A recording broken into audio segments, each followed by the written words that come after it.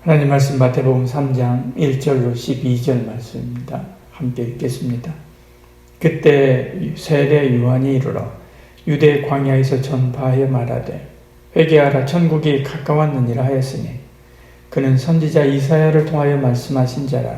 일러스되 광야에 외치는 자의 소리가 있어 이르되 너희는 주의 길을 준비하라 그가 오실 길을 곧게 하라 하였느니라. 이 요한은 낙타 털옷을 입고 허리에 가죽띠를 띠고 음식은 메뚜기와 석청이었더라. 이때 예루살렘과 온 유대와 요단강 사방에서 다 그에게 나와 자기들의 죄를 자복하고 요단강에서 그에게 세례를 받더니 요한이 많은 바리새인들과 사두개인들이 세례 베푸는 데로 오는 것을 보고 이르되 독사의 자식들아 누가 너희를 가르쳐 임박한 진노를 피하라 하더냐. 그러므로 회개에 합당한 열매를 맺고 속으로 아브라함이 우리 조상이라고 생각하지 말라. 내가 너희에게 이르노니 하나님이 능히 이 돌들로도 아브라함의 자손이 되게 하시리라. 이미 도끼가 나무 뿌리에 놓였으니 좋은 열매를 맺지 아니하는 나무마다 찍혀 불에 던지리라. 나는 너희로 회개하게 하기 위하여 물로 세례를 베풀려니와 내 뒤에 오시는 이는 나보다 능력이 많으시니 나는 그의 신을 들기도 감당하지 못하겠노라. 그는 성령과 불로 너희에게 세례를 베푸실 것이요 손에 키를 들고 자기의 타작마당을 정하게 하사 알곡은 모아 곡간에 들이고 쭉정이는 꺼지지 않는 불에 태우시리라. 아멘. 예수님의 본격적인 사역이 시작되기 전에 세례 요한이 나타나 예수님을 소개합니다. 세례 요한은 대제사장 아론의 후손으로 예수님이 오시는 길을 예비합니다. 그는 예수님과 친인척 관계에 있지만 유대에서 자랐기 때문에 나사렛에서 자란 예수님과는 모르고 있었습니다. 그런데도 그는 메시아가 곧 오리라 라고 하는 강한 메시지를 받고 유대 광야에서 그것을 전합니다. 이 광야는 사람이 전혀 살지 않는 그런 사막이 아니라 6개 정도 마을이 흩어져 있는 시골 같은 그런 곳입니다. 그는 그곳에서 강력한 회개의 말씀을 전파합니다. 3장 2절 3절에 말씀합니다. 회개하라 천국에 가까웠느니라 하였으니 그는 선지자 이사야를 통하여 말씀하신 자라. 일러스되 광야에서 외치는 자의 소리가 있어 이르되 너희는 주의 길을 준비하라 그가 오실 길을 곧게 하라 하였느니라. 그의 설교는 죄를 지적하고 버릴 것을 요구하는 것이기에 듣기 거북한 것입니다. 그런데도 사람들이 그 시골 광야에 찾아와서 그의 설교를 듣고 회개하지요. 5절 6절에요. 이때 예루살렘과 온 유대와 요단강 사방에서 다 그에게 나와 자기들의 죄를 자복하고 요단강에서 그에게 세례를 받더니 말씀합니다. 지도층인 바리새인과 사두개인들도 찾아와서 회개하지요.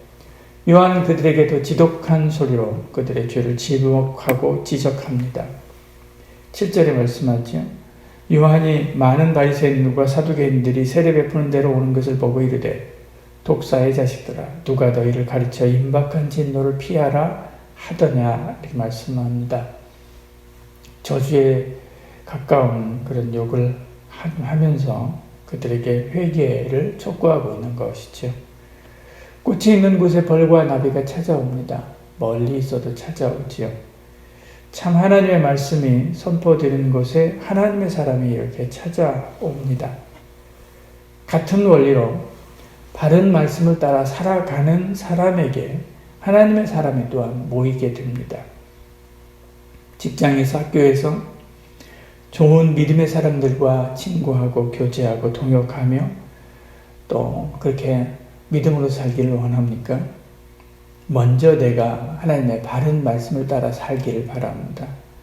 살아있는 성경이 되려고 실천하는 성경이 되려고 하시길 바랍니다. 그러면 하나님의 사람이 찾아옵니다. 페이스북에서 친구 추천을 해주듯이 성령님께서 우리에게 친구 추천을 해주기 때문에 그렇습니다. 멀리 다른 부서에서도 다른 반에서도 또 다른 과에서도 찾아와서 믿음의 대화를 나누고 기도를 나누고 은혜를 나누는 친구요, 동역자요, 가족이 되지요. 더 나아가서 바른 말씀을 따라 살아가는 그런 사람에게 그런 하나님의 자녀에게 물질도 따라옵니다. 로마서 8장 19절 20절에 말씀하죠. 피조물이 보대하는 바는 하나님의 아들들이 나타나는 것이니 피조물이 허무한 데 굴복하는 것은 자기 뜻이 아니요. 그렇게 말씀하죠. 그래서 허무한 데 굴복하지 아니하고 하나님께 굴복하기 위하여 하나님의 말씀을 따라 살아가고 있는 그 사람에게 가까이 오기를 기뻐하는 것입니다. 그러므로 범사에 잘되고 강건하지요. 무엇을 하든지 30배, 60배, 100배의 결실을 맺게 되는 것입니다. 그래서 주의 말씀에 붙들리고 그 말씀을 따라 살아가는 것이 복 중에 복입니다. 말씀에 자신의 삶을 내어드리십시오. 내 삶에 하나님의 말씀을 가꾸십시오. 꽃이 피고 열매가 맺고 하십시오. 그러면 온갖 하늘의 은혜와 땅의 기름짐이 찾아오게 될 것입니다. 요한은 하나님의 나라가 가까웠다라고 선포합니다. 회개하라 천국에 가까웠느니라 이렇게 말씀하죠. 천국에 가까웠다 이렇게 말씀하죠. 마태복음은 천국이라고 하는 용어를 많이 씁니다. 하나님의 나라보다는 천국이라고 하는 말을 30여 회 계속 반복해서 이야기를 하죠. 유대인들은 거룩한 하나님의 이름을 부르는 것조차도 거북해 했습니다. 그래서 하나님이라고 직접 말하기보다는 다른 단어를 가지고 대치해서 표현하고 또 이야기하기를 즐거워했었죠. 그래서 유대인들이 주 독자인 이 마태복음은 하나님의 나라라고 하는 단어보다는 천국, 하늘을 가르치는 천국이라고 하는 지칭을 많이 사용하는 것입니다. 천국은 다른 복음서에서 말하는 하나님의 나라와 같은 말이지요. 이 천국을 전하려고 주님이 오셨습니다. 이 천국 가는 길을 내려고 주님이 오셨지요. 요한은 백성이 그의 길을 따라 천국 가도록 준비시키는 사람이고요. 천국의 복음인 주님께 나아가는 길을 준비하는 사람입니다. 회개로 준비시켜서 정결하고 거룩한 하나님의 신부로 서도록 한 것이지요. 그리고 주님이 오셨을 때 믿고 따름으로 천국 백성이 되게 한 것입니다. 오실 예수님에 대한 기대와 소망을 가지게 한 것이지요. 그 일을 위해서 그가 한 것은 회개의 선포였습니다. 회개하라 천국이 가까웠느니라. 인간관계에서 회개를 이야기하는 것은, 외치는 것은 굉장히 조심스러운 것입니다. 너 죄인이다 라고 정죄한 것 같기 때문에 그렇습니다. 정죄를 기반으로 하기 때문에 그렇죠. 그래서 좋다 이야기하지요. 그러나 그래서는 변화가 없습니다. 영적인 성숙은 물론 인격적인 성숙도 기대하기가 힘들지요. 잘못을 지적받고 고치고 수정해야 실력도 늘 텐데 그것이 안 되기 때문에 그렇습니다. 하나님과 관계도 마찬가지입니다. 회개하라라고 하는 말씀의 찔림을 경험할 때 그때 정직하게 하나님 말씀에 반응하시기를 바랍니다. 그러나 정직하게 그리고 진실하게 반응하고 회개하면서 회개에 합당한 열매를 맺어야만 하지요. 그러나 그렇게 하기가 쉽지 않습니다.